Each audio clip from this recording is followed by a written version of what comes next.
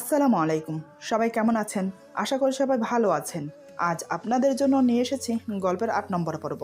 আশা করি গল্পটি আপনাদের ভালো লাগবে। তাহলে চলুন শুরু করা যাক। বুঝতে পারলাম আমি আবারও কথা বলতে এসে সেই একই ভুল করে ফেলেছি। কিন্তু এখানে আমার কি দোষ? আমি তো এসেছি ওর সাথে একটু কথা বলতে। বারবার ওই তো এমন করে, যার জন্য ওকে স্পর্শ করতে হয়। আর ওকে স্পর্শ করলেই কেমন যেন একটা ঘোরের মধ্যে চলে যাই আমি। ভাবনার জগৎ থেকে বেরিয়ে তৎক্ষণাৎ আমি ওকে ছেড়ে দিলাম। ফাতেমা আমার কাছ থেকে ছাড়া পেয়ে দূরে গিয়ে বসে। অন্ধকারে দেখতে না পেলেও অনুভব করলাম, সত্যি বলতে এবার আমি নিজের কাছে নিজেই ছোট হয়ে গেলাম। সত্যি আজ নিজেকে অপরাধী মনে হচ্ছে। আমি ওকে এতটাই অত্যাচার করে ফেলেছি যে ও আমাকে দেখলেই ভয় পায়। কিন্তু আমি তো বারবার ওর কাছে ছুটে আসি ওকে বোঝানোর জন্য, একটু শান্ত হয়ে কথা বলার জন্য। কিন্তু ওই তো বেশি রকমের বাড়াবাড়ি করে ফেলে। আমাকে দেখলেই চিৎকার চেঁচামেচি শুরু করে দেয়, যার ফলে ওকে চুপ করাতে হয়। আর চুপ করাতে গেলেই ব্যাস, যা হবার তাই হয়। এদিকে ফাতেমা ফুপিয়ে ফুপিয়ে কান্না করছে। আমি ব্যাপারটা সামাল দেওয়ার জন্য বললাম, সরি, বিশ্বাস করো আমার কথা শেষ হলো না। হঠাৎ কে যেন দরজায় ধাক্কা দিচ্ছে। আচমকা দরজা ধাক্কানোর শব্দ শুনে আমার মুখের কথা মুখেই থেকে যায়। মনের ভেতর একটা ঘাবড়াট শুরু হয়। এখন কি হবে? কে এলো দরজায়? আমাকে যদি এই রুমে দেখে তাহলে তো কেলেঙ্কারির শেষ থাকবে না। এখন কি করি? ঘরের লাইটও বন্ধ করে দিয়েছি। অন্ধকারে কিছু দেখতেও পারছি না। তাড়াহুড়োর মধ্যে ফোনটা আনতেও ভুলে গেছি। এখন কিভাবে বের হব বা কোথায় লুকোবো কিছুই মাথায় আসছে না। অন্যদিকে দরজায় ক্রমশ ধাক্কা দিয়েই চলেছে। যত সম্ভব আমার হবু শাশুড়ি মা এসেছে। এদিকে অন্ধকারে ফাতেমা খাট থেকে নামার চেষ্টা করছে। সেটা বুঝতে পেরে আমি অন্ধকারের মধ্যে ওর হাত ধরতে গিয়ে ওর পা ধরে ফিসফিস করে বললাম, এই কোথায় যাচ্ছ? ফাতেমা কাঁদো কাঁদো ভাব নিয়ে বলে, মা এসেছে তাই দরজা খুলতে যাচ্ছি। আমি বললাম, একদম না, দরজা খুললে কি হবে বুঝতে পারছো? তোমার সাথে আমাকে এখানে দেখলে কেলেঙ্কারির শেষ থাকবে না। ফাতেমা বলে, কে বলেছিল আপনাকে এখানে আসতে? আমি বললাম, কেউ বলেনি, আমি তো এসেছি তোমার সাথে একটু কথা বলতে। কিন্তু তুমিই তো সব পণ্ড করে দিলে। আমাকে দেখে চিৎকার চেঁচামেচি শুরু করে দিলে। আচ্ছা, একটু শান্ত হয়ে আমার কথা শুনতে পারো না আমি কি বলতে চাই তোমাকে? ফাতেমা বলে, এত শুনতে হবে না আপনার কথা। এখন আমার পা ছাড়ুন, আমি গিয়ে দরজাটা খুলি। আমি ওর পা ছেড়ে দিয়ে ওর জামা টেনে ধরে বললাম, এই না, আগে আমি এখান থেকে যাই তারপর। ফাতেমা চোখের পানি মুছে বলে, দরজার কাছে তো মা দাঁড়িয়ে আছে। দরজা ছাড়া তো এখান থেকে বেরোনোর কোনো রাস্তা নেই। কিভাবে বের হবেন? আচ্ছা, একটা কাজ করুন, আপনি বরং খাটের নিচে লুকিয়ে পড়ুন। আমি বললাম, খাটের নিচে? ও আমি পারবো না। ফাতেমা বলে, আপনি কি খাটের নিচে লুকোবেন নাকি আমি দরজা খুলবো? আমি বললাম, এই না, দাঁড়াও, আমি লুকোচ্ছি। তুমি বরং দরজার ডান পাশে লাইটের সুইচ অন করে দিও। আর জিজ্ঞেস করলে বলবে ঘুমিয়ে পড়েছিলাম। খবরদার, আমার কথা কিন্তু বলবে না। এই বলে আমি খাটের নিচে লুকিয়ে পড়লাম। ফাতেমা উঠে গিয়ে প্রথমে লাইট অন করলো, তারপর দরজা খুলে দিল। দরজা খুলতেই ফাতেমার মা রুমের ভেতর প্রবেশ করে বলে, কিরে, এত দেরি হলো কেন দরজা খুলতে? ফাতেমা বলে, ওই একটু চোখ লেগে এসেছিল তাই। ফাতেমার মা বলে, ও তাই বল, আমি তো আরও কি না কি ভেবে বসে আছি। ফাতেমার কথা শুনে একটু নিশ্চিত হলাম। যাই হোক, সে আমার কথা বলেনি। কিন্তু এখন সব থেকে বড় টেনশন হলো আমি এখান থেকে কিভাবে বের হব। অন্যদিকে ফাতেমাও সেই একই চিন্তা করছে, কিভাবে আমাকে রুম থেকে বের করবে। এদিকে স্বপন রুমে গিয়ে আমাকে না পেয়ে পুরো বাড়ি তন্ন তন্ন করে খুঁজতে লাগলো, কিন্তু কোথাও আমাকে খুঁজে পেল না। অবশেষে আমার ফোনে ফোন দিল। ফোনের রিং হচ্ছে, অথচ কেউ ধরছে না। এবার সে বাধ্য হলো আবার ফাতেমার রুমে আসতে। কিন্তু ফাতেমার রুমের দরজার কাছে এসে থমকে দাঁড়িয়ে যায়। আসলে দরজায় ধাক্কা দিয়ে কি বলবে সেটাই ভেবে পাচ্ছে না। হঠাৎ কিছু একটা মনে করে দরজায় ধাক্কা দিল। ভাগ্যিস ফাতেমা গিয়ে দরজা খোলে। দরজা খুলতেই ফাতেমাকে দেখে স্বস্তির একটা নিঃশ্বাস ফেলে স্বপন। রুমের ভেতর উকি মেরে দেখে ফাতেমার মা খাটে শুয়ে আছে। তাকে শুনিয়ে শুনিয়ে স্বপন বলে, আসলে আমি এসেছি জিজ্ঞেস করতে, কিছু লাগবে তোমাদের? কাকা জিজ্ঞেস করতে বলল তাই। ফাতেমা বলে, না কিছু লাগবে না। স্বপন এবার ফিসফিস করে বলে, ইকরা, মাহির তো তোমার সাথে দেখা করতে এসেছিল, দেখা করে কোথায় গেছে? ফাতেমা ফিসফিস করে বলে, উনি কোথাও যায়নি, এই রুমেই আছে, খাটের নিচে লুকিয়ে আছে। ফাতেমার কথা শুনে স্বপন যেন আসমান থেকে পড়ল। সে একটু জোরেই বলে ফেলে, কি? ফাতেমা বলে, আরে ভাইয়া আস্তে, মা শুনে ফেলবে। স্বপন বলে, যে করেই হোক ওকে বের করে দাও। ফাতেমা বলে, আপনি যান, আমি দেখছি কি করা যায়। এই বলে দরজা লাগিয়ে দিল। আসলে ফাতেমা চাইলেই আমাকে ধরিয়ে দিতে পারতো বা আমাকে সবার সামনে ছোট করতে পারতো, কিন্তু সে সেটা করেনি। কারণ একটাই, আসলে সে আমাকে খুব ভয় পায়। এখন যদি আমাকে ধরিয়ে দেয় তাহলে পরে নিশ্চয়ই আমি ওকে ছেড়ে দেব না। তাই সে ভয়ে মুখ খুলতে পারছে না। প্রায় বেশ কিছুক্ষণ পর ফাতেমা তার মাকে বলে, মা, ঘরে বসে থাকতে থাকতে ভালো লাগছে না, চলো একটু বারান্দায় যাই। মেয়ের কথা মতো মা মেয়ে দুজন বারান্দায় গেল। এই সুযোগে আমি রুম থেকে বেরিয়ে আমার রুমে চলে গেলাম। নিজের রুমে এসে বড় একটা নিঃশ্বাস ফেলে হাঁপ ছেড়ে বাঁচলাম। উফ, কি বাঁচানটাই না বেঁচে গেছি। এদিকে রুমে স্বপন বসে আমার জন্য অপেক্ষা করছিল। আমাকে ধুলো বালু ঝাড়তে ঝাড়তে রুমে প্রবেশ করতে দেখে সে হাসতে হাসতে লুটোপুটি খাচ্ছে। আমার এমন অবস্থা দেখে তার যেন হাসি থামছেই না। আমি এবার মেজাজ দেখিয়ে বললাম, কিরে, এমন দাঁত বের করে হাসছিস কেন? দাঁত বের করে হাসার মতন কি হয়েছে এমন শুনি? স্বপন হাসতে হাসতে বলে, কি হয়েছে জিজ্ঞেস করছিস? আয়নার সামনে দাঁড়িয়ে নিজেকে একবার দেখ, কি হাল হয়েছে তোর। হ্যাঁ রে বন্ধু, কি এমন প্রেম আলাপ করছিলি যে কথাই শেষ হয়নি, যার জন্য তোকে খাটের নিচে লুকোতে হলো?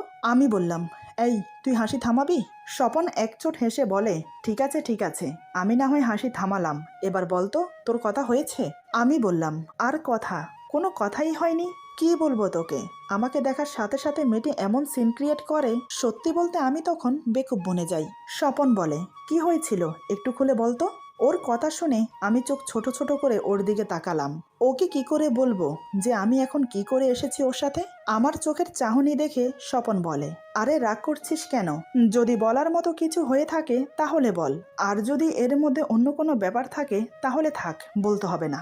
আমি বললাম, সব কিছু না এত জানতে হয় না, কিছু কিছু ব্যাপার না জানাই ভালো। স্বপন বলে, বেশ, না বললে নেই, তাহলে এখন বিয়ের জন্য প্রস্তুত হ। আমি আর কিছু বললাম না। দেখতে দেখতে এখন রাত 10টা বাজে। এই অল্প সময়ের মধ্যে ছোটখাটো একটা বিয়ের অনুষ্ঠানের মতো আয়োজন করে ফেলল কাকা। তার কয়েকজন বিশিষ্ট বন্ধুকে এরই মধ্যে আর্জেন্ট কাজ আছে বলে খবর দিয়ে নিয়ে এলো। হাকিম কাকা ফাতেমার জন্য শপিং করতে গেল। কাকা যেভাবে যেভাবে বলেছে সেভাবেই শপিং করে নিয়ে এলো ফাতেমার জন্য। আমাদের বাড়িতে অন্য কোনো মহিলা নেই যে ফাতেমাকে বিয়ের জন্য সাজাবে, তাই ফাতেমার মা আর আমাদের কাজের বুয়া মিলে ফাতেমাকে সাজাচ্ছে। এদিকে স্বপন কাকার রুমে গিয়ে আমার জন্য শেরওয়ানি নিয়ে এসে বলে, এই নে, এবার রেডি হয়ে নে, কিছুক্ষণের মধ্যে কাজী সাহেব চলে আসবে। আমি কোনো কথা না বলে শেরওয়ানিটা পরে নিলাম। ব্রাউন কালার জামদানি ডিজাইন করা শেরওয়ানি। শেরওয়ানি পরার সাথে সাথে স্বপন বলে, বাহ দোস্ত বাহ, তোকে যা মানিয়েছে না, ইকরা দেখলে তো পাগল হয়ে যাবে। আমি বললাম, ফালতু কথা কম বল। স্বপন বলে, আরে দোস্ত, রাগ করে লাভ কি বলতো? এমনিতেও তোকে এই বিয়ে করতে হবে। যখন এই বিয়ে করতেই হবে তখন হাসি খুশিতে কর না, শুধু শুধু মুখটাকে বেজার করে রেখেছিস কেন? ওইদিকে ফাতেমাকে লাল বেনারসি শাড়ি পরিয়ে ওর জন্য আনা গহনা সব পরিয়ে হালকা সাজে ওকে সাজালো। তাতেই যেন ওর রূপ চুয়ে চুয়ে পড়ছে। এত অপূর্ব সুন্দর লাগছে যে যার কোনো তুলনা হয় না। কাজের বুয়া তো মুখের উপর বলেই দিল, মাশা আল্লাহ, আজ তো মাহির বাবাজি তোমার থেকে চোখ সরাতে পারবে না, আজ তোমাকে যা লাগছে না কি বলবো। ফাতেমার মা অবাক হয়ে মেয়ের দিকে তাকিয়ে আছে। তার মেয়েটি যে এত সুন্দর সে কখনো ভাবতে পারেনি, এমনকি কখনো সেটা অনুভব করতে পারেনি। আজ নিজের মেয়েকে দেখে নিজেরই চোখ সরছে না। ফাতেমার মা বলে, সত্যি বলেছ বোন, আমার মেয়েটি যে এত সুন্দর আমি ভাবতেই পারিনি। মায়ের কথা শুনে ফাতেমা লজ্জায় মাথা নিচু করে নিল। তবে তার মনের ভিতর ভয় এবং দুশ্চিন্তায় ভুগছে।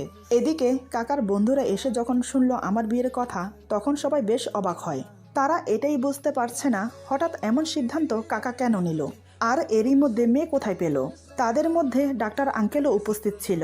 আসলে ডাক্তার আঙ্কেল আজ সকালে আসে কাকার প্রেসার মাপতে। তখন কাকাকে সব ঘটনা খুলে বলে, তাই কাকা আমরা বলার আগেই সব জেনে গেছে। প্রায় আধা ঘন্টা পর কাজী সাহেব এলো। কাকার সব বন্ধুরা, আমি, স্বপন, আমরা সবাই ড্রয়িং রুমে বসলাম। অন্যদিকে ফাতেমার মা, কাজের বুয়া তারা দোতলার রুমে বসেছে। কাজী সাহেব বেশ কিছুক্ষণ সময় নিয়ে কাবিননামা ঠিক করে বিয়ে পড়ানোর জন্য প্রস্তুত হলো।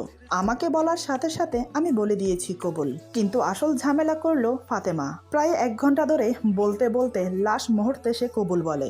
তার সাথে তো কান্নাকাটি আছেই। শেষমেশ আমাদের বিয়েটা হলো। তারপর খাওয়া দাওয়া করে যে যার বাড়িতে চলে গেল। স্বপন যেতে চেয়েছিল কিন্তু আমি তাকে যেতে দেইনি, কারণ এই মুহূর্তে ওই আমার একমাত্র ভরসা। আমি আর স্বপন ছাদে বসে আছি, আর আমি ডুবে আছি ভাবনায়। দেখতে দেখতে ফাতেমা আমার বউ হয়ে গেল, আর আমি হয়ে গেলাম তার স্বামী। কি আজব সংযোগ! কয়েকদিন আগেও এই মেয়েটির উপর আমি কি অমানসিক নির্যাতন করেছি নিজের রাগ ক্ষোভ প্রতিশোধের বদলা নিতে, আর আজ সে আমার স্ত্রী। ভাবা যায় বলুন? সবকিছু কেমন যেন ম্যাজিকের মতো হয়ে গেল। স্বপন বলে, কি রে, চুপচাপ বসে কি এত ভাবছিস?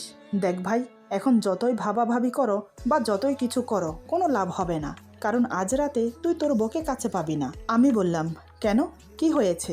আর এমনিতেও আমি ওসব নিয়ে ভাবছি না। স্বপন বলে, কেন তা আমি জানি না, তবে আমি ইকরাকে দেখতে গিয়ে ওর মায়ের কথা শুনেছি। তিনি বলছেন ওনাদের গ্রামের নাকি কি নিয়ম, বিয়ের দিন স্বামী স্ত্রীকে বাসর ঘরে দেওয়া হয় না, এ রাতে বাসর ঘরে দেওয়া নাকি ভালো না। তাই আজ রাতে নাকি ইকরা ওর মার সাথে থাকবে। তবে দোস্ত, ইকরাকে বিয়ের সাজে আজ এত সুন্দর লাগছে যা তোকে আমি বলে বোঝাতে পারবো না। কিন্তু আফসোস, শুধু তুই দেখতে পারলি না, নয়তো আজ ইকরাকে যে দেখেছে সে তার রূপের প্রশংসা করেছে। স্বপনের কথা শুনে যেমন মন খারাপ হয়ে গেল তেমনি রাগও হচ্ছে। কেনই বা হবে না? আমার বউ আমি দেখতে পেলাম না, অথচ সবাই দেখতে পেল। আমার চুপসে যাওয়া মুখ দেখে স্বপন বুঝতে পেরে মনে মনে হাসলো। তারপর পকেট থেকে ফোন বের করে গ্যালারিতে গিয়ে ফাতেমার ছবি বের করে আমার সামনে ধরে বলে, আমি জানি ফাতেমার কথা শুনে ওকে দেখতে ইচ্ছে করছে তোর, তাই আমি ছবি তুলে এনেছি, এই নে দেখ। আমি সাথে সাথে স্বপনের হাত থেকে ফোনটা নিয়ে ভালো করে জুম করে প্রত্যেকটা ছবি দেখতে লাগলাম। সত্যি কি অপূর্ব লাগছে, আমি যে চোখ সরাতেই পারছি না। তারপর আমি হোয়াটসঅ্যাপে গিয়ে সবগুলো ছবি আমার হোয়াটসঅ্যাপে পাঠিয়ে ওর ফোন থেকে ডিলিট করে দিলাম। এরপর স্বপনের হাতে ফোন দিয়ে দিলাম।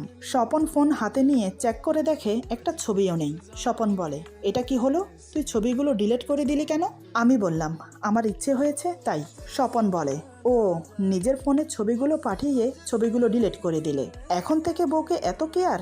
ভালো বন্ধু, দেখ আবার বউকে বেশি কেয়ার করতে গিয়ে আমাকে না ভুলে যাস। আমি বললাম, মেয়ে হলে ভুলে যাওয়ার চেষ্টা করতাম, কারণ একটা মেয়ে তার স্বামীর পাশে অন্য আরেকটা মেয়েকে সহ করতে পারে না, কিন্তু তুই তো ছেলে, আশা করি তোকে নিয়ে টানাটানি হবে না। তুই আমার বন্ধু ছিলি, আছিস এবং ভবিষ্যতেও থাকবি, চিন্তা করিস না। স্বপন বলে, আরে ব্যাস, এখন থেকেই তো দেখছি তুই তো সব পজিটিভ ভাবতে শুরু করেছিস। এভাবে দুই বন্ধু আরো অনেকক্ষণ গল্প করলাম। তারপর আমি আর স্বপন আমার রুমে গিয়ে শুয়ে পড়লাম। বাড়ি শুদ্ধ সবাই যে যার রুমে গিয়ে আগেই শুয়ে পড়েছে। বিছানায় শুয়ে আমি এপাশ ওপাশ করতে থাকি। কেন জানি ঘুম আসছে না আমার, বারবার শুধু ফাতেমার কথা মনে পড়ছে। সে এতক্ষণে মনে হয় ঘুমিয়ে পড়েছে, কিন্তু আমার যে এখন খুব ইচ্ছে করছে ওকে দেখতে। তবে করার কিছু নেই, এপাশ ওপাশ করতে করতে একসময় ঘুমিয়ে পড়লাম। দেরি করে ঘুমানোর কারণে সকালে ঘুম থেকে দেরিতে উঠলাম। এদিকে সবাই উঠে ফ্রেশ হয়ে নাস্তার টেবিলে হাজির, শুধু আমি আর স্বপন ছাড়া। খাবার টেবিলে আমাদের দুজনকে না দেখে কাকা বলে, ওদের জন্য ওয়েট করতে হবে না, আপনারা বরং নাস্তা করতে শুরু করুন। নাস্তা শেষ করে ফাতেমার মা আবার রুমে চলে যাচ্ছিল। তখন কাকা ফাতেমার মাকে ডেকে বলে, আপা একটু এদিকে আসবেন, কিছু কথা ছিল। ফাতেমার মা ফাতেমাকে বলে, তুই উপরে যা, আমি আসছি। ফাতেমা তার মায়ের কথা মতো উপরে চলে গেল। এদিকে কাকা আর ফাতেমার মা ড্রয়িং রুমে সোফায় বসলো। ফাতেমার মা বলে, ভাইসাব বলুন কি বলতে চান? কাকা বলে, আসলে কিছু মনে করবেন না, দেখুন দুজনের অমতে গিয়ে আমরা এদের বিয়ে দিয়েছি, ধরতে গেলে জোরপূর্বক একে অপরের গলায় ঝুলিয়ে দিয়েছি। তাই বলছিলাম কি আপা, এদেরকে এখন একটু স্বাধীনভাবে ছেড়ে দেওয়া দরকার। এরা যদি একে অপরের সাথে না মিশে না কথা বলে তাহলে বুঝতেই তো পারছেন কি হতে পারে। ফাতেমার মা বলে, এখানে কিছু মনে করার কি আছে, আপনি উচিত কথাই বলেছেন, ওদের দুজনকে ওদের মতো করে ছেড়ে দেওয়া উচিত। নিয়ম অনুযায়ী কাল রাত ওরা আলাদা ছিল, তবে আজ ওদেরকে এক রুমে দেওয়ার ব্যবস্থা করতে হবে। কাকা বলে, ও নিয়ে চিন্তা করবেন না, ওর বন্ধু স্বপন সব ম্যানেজ করে নেবে। কাকার সাথে কথা শেষ করে ফাতেমার মা ফাতেমার রুমে চলে গেল। এদিকে আমি আর স্বপন ঘুম থেকে উঠতে উঠতে 11টা বেজে গেল। স্বপন ফ্রেশ হয়ে সোজা নাস্তার টেবিলে চলে গেল, আর আমি ফ্রেশ হয়ে ফাতেমার রুমে গেলাম। দরজার কাছে গিয়ে দরজায় টোকা মারতেই ফাতেমার মা দরজা খুলল। আমি সাথে সাথে ওনার পা ছুঁয়ে সালাম করলাম। ফাতেমার মা আমার মাথায় হাত বুলিয়ে বলে, আরে বাবা, সালাম করার কি প্রয়োজন, বেঁচে থাকো বাবা, বেঁচে থাকো। আমি বললাম, আপনারা নাস্তা করেছেন? ফাতেমার মা বলে, হ্যাঁ বাবা, আমরা নাস্তা করেছি। আমি বললাম, কিছু কি লাগবে মা? লাগলে আমাকে বলুন, আমি এনে দিচ্ছি। আমার মুখে মা ডাক শুনে খুবই সন্তুষ্ট হলো ফাতেমার মা, সেটা তার চোখে মুখে ফুটে উঠেছে। এমনকি আমি যে কথা বলতে বলতে ঘরের ভেতরে উকি ঝুঁকি মারছি সেটা তার চোখ এড়ালো না। তিনি বুঝতে পারলেন যে আমি ফাতেমাকে দেখার চেষ্টা করছি। ফাতেমার মা বলে, না বাবা, এখন আপাতত আমাদের কিছু লাগবে না, যখন লাগবে তখন বলবো। এরপর তো আর কোনো কথাই থাকে না, তাই আমি বাধ্য হয়ে ওখান থেকে চলে এলাম। তারপর আমি আর স্বপন নাস্তা করে একটু বাইরে বের হলাম। দুজন কিছুক্ষণ ঘোরাঘুরির পর স্বপন বলে, তুই তাহলে বাসায় যা, আমি এখন বাসায় ফিরবো। আমি বললাম, সে কি, তুই বাসায় যাবি মানে? দেখ, এই মুহূর্তে তোকে আমার খুব প্রয়োজন, আর এখন তুই বাসায় যেতে চাইছিস? স্বপন বলে, আরে টেনশন করিস না, সন্ধ্যার সময় আসবো আমি। এই বলে স্বপন চলে গেল। আমি এই সুযোগে কিছু জিনিস কেনার ছিল, সেগুলো কিনে বাসায় আসতে আসতে 3টা বাজলো। ততক্ষণে সবাই খেয়ে দিয়ে যার যার রুমে চলে গেছে। আমি রুমে গিয়ে ফ্রেশ হয়ে হালকা পাতলা কিছু খেয়ে আবার রুমে চলে এলাম। ইচ্ছে ছিল ফাতেমার রুমে যাওয়ার, কিন্তু সেখানে ফাতেমার মা আছে। যদি মায়ের সামনে আগের মতো ওসব করে তাহলে তো যা হবার তাই হবে। এইসব ভেবে আমি না গিয়ে রুমে চুপচাপ শুয়ে রইলাম। সন্ধ্যার কিছুক্ষণ আগে ঘুম থেকে উঠলাম। তার বেশ কিছুক্ষণ পরে বড় বড় 2 ব্যাগ ভর্তি করে ফুল নিয়ে স্বপন এলো। আমি বললাম, কিরে, এত ফুল দিয়ে কি করবি? স্বপন মুচকি হেসে বলে, ফুল দিয়ে কি করে জানো না বন্ধু, এই ফুল দিয়ে তোমার বাসর ঘর সাজাবো। আজ যে তোমার ফুলসজ্জা, ভুলে গেলে নাকি? আমি বললাম, এসবের আবার কি প্রয়োজন ছিল? কে করতে বলেছে এসব? স্বপন বলে, কে আবার, কাকা? আমি বললাম, আমার কাকা তো কাকাই, যখন যা মনে আসে তাই করে। স্বপন আসার সময় 2জন লোক নিয়ে এসেছিল, তাদেরকে দিয়ে পুরো ঘর ফুল দিয়ে সাজিয়ে ফেললো। এরই মধ্যে কয়েকবার কাকা এসে দেখে গেল সবকিছু ঠিকঠাক ভাবে হচ্ছে কিনা। অন্যদিকে গতকালের মতো ফাতেমাকে আবার সাজানো শুরু করেছে। এদিকে ফাতেমা মনে মনে খুব ভয় পাচ্ছে, কি না কি হবে সেটা ভেবে। ফাতেমা মাকে বলে, মা, ও মা, আমি যাব না, আমি এখানে তোমার সাথে ঘুমোবো। ফাতেমার মা মুচকি এসে বলে, সেটা কি করে হয় মা? বিয়ের পর স্বামী স্ত্রী এক রুমে থাকবে, এটাই তো নিয়ম, সেই নিয়ম মেনেই তো দুনিয়া চলছে। ফাতেমা অনেক বোঝানোর চেষ্টা করলো, কিন্তু কোনো লাভ হলো না। রাত 11টার দিকে ফাতেমাকে বাসঘরে ফুল দিয়ে সাজানো খাটের মাঝখানে বসিয়ে দিয়ে চলে এলো। এদিকে স্বপন আমাকে ভালো করে সবকিছু বুঝিয়ে দিল, আমি যেন কোনোভাবেই মাথা গরম না করি। কিন্তু আমি মনে মনে ভাবছি অন্য কিছু বলতে ফাতেমা তো আমাকে অনেক ভয় পায়। রুমের ভেতর প্রবেশ করার সাথে সাথে যদি চিৎকার দেয় তখন কি হবে? মনে মনে এই দুশ্চিন্তা নিয়ে আমি ধীরে ধীরে বাসর ঘরের দিকে এগোতে লাগলাম। পেছন থেকে স্বপন ডেকে বলে, বন্ধু, all the best, but be careful. ওর কথা শুনে আমি চোখ বড় বড় করে ওর দিকে তাকালাম। এমনিতে আমি নার্ভাস ফিল করছি, তার উপর এ আমাকে আরো নার্ভাস করে দিচ্ছে। আমি আর কিছু না বলে আস্তে আস্তে রুমের দরজা খুলে রুমে প্রবেশ করে দরজা লাগিয়ে দিলাম। দরজা লাগানোর শব্দ শুনে ফাতেমা বুঝতে পারলো আমি রুমে প্রবেশ করেছি। সে এবার ভয়ে নড়ে চড়ে বসে, তার হাত পা থরথর করে কাঁপছে। আমি ধীরে ধীরে খাটের কাছে এসে দাঁড়াতেই ফাতেমার মা শিখিয়ে দেওয়া অনুযায়ী সে নেমে এসে আমাকে সালাম করে, কিন্তু তার হাত প্রচুর কাঁপছে। সেটা আমার পা ছোঁয়ার সাথে সাথে আমি বুঝে ফেলেছি। আমি 2 হাতে ওর বাহু ধরে উঠিয়ে বললাম, সালাম করতে হবে না, তুমি এখানটায় বসো। এই বলে আমি ফাতেমাকে বসিয়ে দিলাম। তারপর ওর পাশে আমি বসলাম। আমি বসতেই সে আরো একটু পিছিয়ে গেল। কি করব, কিভাবে শুরু করব কিছুই বুঝতে পারছি না। কি বললে ও শান্ত হবে সেটাও জানি না। বেশ কিছুক্ষণ চুপচাপ বসে রইলাম। তারপর কিছু না বলে হঠাৎ ওর হাত ধরতেই ফাতেমা চিৎকার দিয়ে কেঁদে ওঠে। এই সেরেছে, যে ভয়টা পেয়েছিলাম সেটাই হলো। কি করি এখন? আমি কোনো উপায় না পেয়ে ওর মুখ চেপে ধরলাম। বুঝতে পারলাম এখানে ওকে কিছুই করতে পারবো না। কিছু বললেই ও চেঁচামেচি করে বাড়ি শুদ্ধ সবাইকে জড়ো করবে। মনে মনে ভেবে নিলাম ওকে আমার ওই বাড়িতে নিয়ে যাব, কিন্তু কিভাবে? ওর মুখ থেকে হাত সরালেই তো চেঁচামেচি করবে। কি করি ভাবতে ভাবতে হঠাৎ মাথায় একটা বুদ্ধি এলো। এবার আমি ওর ঘুমটা দেওয়া ওড়না দিয়ে ওর মুখটা ভালো করে বেঁধে দিলাম, যাতে চেঁচাতে না পারে। তারপর বাকি অংশ দিয়ে ওর হাত বেঁধে দিলাম। ওর হাত মুখ বেঁধে রুম থেকে বেরিয়ে চারিপাশে দেখলাম কেউ আছে কিনা। দেখলাম ময়দান একদম ফাঁকা। এই সুযোগ ওকে নিয়ে বেরিয়ে যাবার। আমি ওকে কাঁধে নিয়ে রুম থেকে বেরিয়ে দরজা বন্ধ করে সোজা নিচে নেমে গাড়িতে গিয়ে বসলাম। ভাগ্যিস কেউ দেখেনি, কিন্তু গেটের দারোয়ান সে দেখেছে। এদিকে আমি গাড়ি নিয়ে বের হতেই দারোয়ান কাকাকে ফোন করে সব বলে দিল। সব শুনে কাকা কিছু বলল না, কারণ ফাতেমা এখন আমার স্ত্রী। তাকে নিয়ে আমি যেখানে খুশি সেখানে যেতে পারি, তাতে কারোর আপত্তি থাকার কথা না। তাই কাকা নিশ্চিন্তে শুয়ে পড়ল। এদিকে আমি ফাতেমাকে নিয়ে আমার সেই আগের বাড়িতে এলাম। গাড়ি থেকে নেমে ফাতেমাকে কাঁধে নিয়ে সোজা বেডরুমে চলে গেলাম। খাটের উপর ওকে বসিয়ে দিয়ে মুখের আর হাতের বাঁধন খুলে দিয়ে ওড়না ছুঁড়ে মারতেই মাথায় ঘুমটার মতো গিয়ে পড়ে। এখন দেখে মনে হচ্ছে যেন কোনো নতুন বউ তার বরের জন্য অপেক্ষা করছে। আমি বললাম, তোমার অনেক শখ না আমাকে দেখলে চেঁচামেচি করার? এবার যত মন চায় তত চেঁচাও, আমি কিচ্ছু বলবো না। এদিকে ফাতেমা ভয়ে চেঁচানো তো দূর, কান্না করতেও ভুলে গেছে। চুপচাপ স্থির হয়ে বসে আছে। বুঝলাম ভয় চুপ হয়ে গেছে। এবার আমি ধীরে ধীরে আবার ওর পাশে গিয়ে বসলাম। ওর হাত 2 হাতে শক্ত করে ধরে খুব নিচু সুরে বললাম, তোমার কি ভয় করছে? ফাতেমা কথা না বলে উপর নিচ মাথা নাড়ে। আমি বললাম, কেন কেন এত ভয় পাও তুমি আমাকে? আমি কি বাঘ না ভাল্লুক যে তোমাকে খেয়ে ফেলবো? আমি মানছি, রাগের মাথায় হোক বা তোমার থেকে প্রতিশোধ নেওয়ার জন্য হোক, আমি তোমাকে তুলে এনে মারধর করেছি। হয়তো রাগের মাথায় একটু বেশিই করে ফেলেছি। তাই বলে এই নয় যে আমি বারবার তোমাকে টর্চার করব। যখন আমি তোমাকে বোঝানোর জন্য তোমার কাছে যাই তখনই তুমি চেঁচামেচি শুরু করে দাও। তাই